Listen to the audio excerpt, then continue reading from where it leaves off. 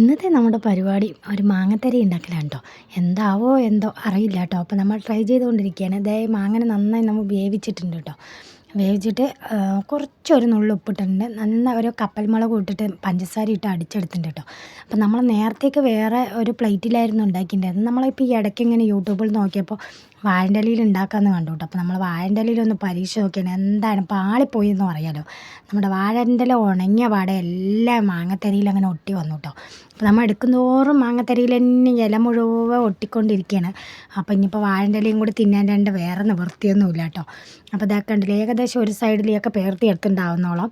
പക്ഷേ എന്നാൽ നമ്മൾ ഇപ്പുറത്ത് നന്നായി ഉണങ്ങും തോറും വാഴൻ്റെ ഇലയിൽ നിന്ന് ഇങ്ങോട്ട് വെട്ടി വരാൻ നല്ല പ്രയാസമായിരുന്നു കേട്ടോ.